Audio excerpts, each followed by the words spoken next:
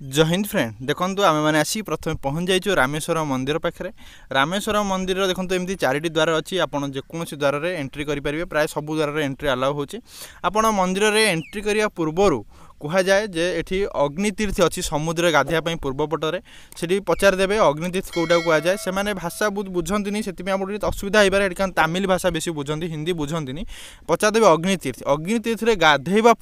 गाधेवा मंदिर में एंट्री करा जाए। मंदिर में एंट्री करने पर ये 22 कुंड अच्छी माने 22टा कुंडे पानी अच्छी से अच्छा नना मैंने आप 25 टଙ୍କା दे टिकेट काटिकी जी टिकेट काटिक गलापर से 22 कुंडे गाधेबे ठीक अच्छे पुणी से ओदा है समुद्र आसे अग्नितीर्थर आसी 22 कुंडे गाधेबे कहुए 22 कुंड जब आप गाधौंट ताहले आपन रोग माने चर्म रोग हुए नहीं देहरे ठीक अच्छे से 22 कुंडे गाधेबे गाधेला जाकि महादेव को दर्शन करेंगे। यहाँ राम मंदिर सत माने रामेश्वरम बोली कहुए ये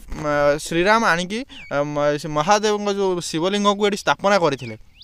आपड़ ये गाधे सारापर से पूरा बैरिकेड पूरा बड़ा सुंदर से बैरिकेड होती माने पूरा अनडिसिप्लिन कौन प्रकार ना आम जब जी जगन्नाथ मंदिर के अनडिसिप्लिन लोक पशि जाती हाँ हो कि माने अच्छा जो नना मैंने के ये करती कि सेठी आप कौन प्रकार माने शोषण हेनी जमी आम पुरी जगन्नाथ टेम्पल जमी नना मैंने आपको जबरदस्त कहते एटा नियो सेटा नियो सेठी सेमती किसी ना आप टिकेट काटे आराम से जी आराम से बुलवे। ये देखो भीतर दृश्य माने केते सुंदर माने पाखापाखि 7 किलोमीटर एरिया कहु आम शुणा कथा कि 7 किलोमीटर एरिया मंदिरटा होती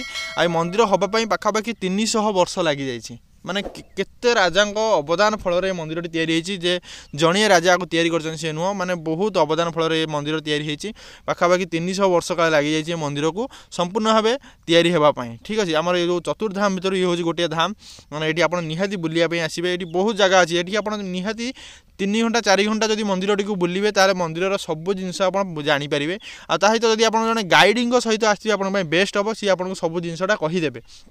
कारण आम जाइलु नुआ आम साथी कौन गाइड नथिले आम नॉर्मल जी बुलिकी पचारिकी देखा देखिलु आहरी बहुत सारा अच्छी 3-4टा जगह 25 टଙ୍କା लेखा टिकेट देकी जाइए आप आहरी कौन कौन जगह देखू दर्शन करेंगे मुझे कहीदे जगह को आसवे केमी रामेश्वरम आसवाई मुझे कहीदेवी डायरेक्ट ओडिशा ट्रेन आस रामेश्वरम आप कौ जगह पर कौ जगह बुले आपको बेस्ट हम मुझे कहीदेवी ठीक अच्छे। से चैनल को सब्सक्राइब करूँ सब्सक्राइब कले आप अपडेट पहुँचदेवी कौ जगह पर कौ जगह आपको बुलिले आप बेस्ट हम। रामेश्वरम रेलवे स्टेशन पाखु मात्र 2 किलोमीटर ठीक अच्छे। आठ होटेल सफिसीयंट सुविधा अच्छी जे आप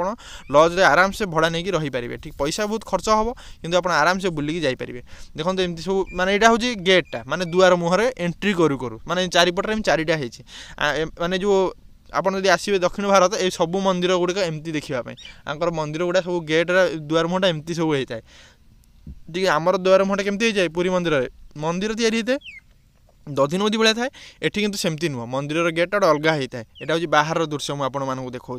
ठीक अच्छे। आम तो बहुत कम समय बुलिकी आसलु आप आसती आपको निहाती ये 3-4 घंटा समय देते मुझे कहूँ आप बुली पारे कारण भीतर जो देखुं जो खुंब सब देखुं एमती चारिपट सारा बुलिबे पाखापाखि 7 किलोमीटर एरिया बोली कहते चारिपटा जब आप बुलिबे ठीक अच्छे मैंने बहुत बड़ एरिया मंदिर बहुत सारा अच्छी श्रीराम माने मूर्ति अच्छी हनुमान अच्छी कौटी शिवलिंग स्थापित होता शिवलिंग जो स्थापन होता महादेवर सामने विशाल नंदी एमती कर माने नंदी गोटे फोटो होती जहाँ जीव एमती पदा को बाहरी ठीक है विशाल नंदी एत बड़ नंदी मुझे कौटी देखनी विशाल से फोटो उठा मना था से उठे पारे नहीं भितर हाथी थे हाथी की आप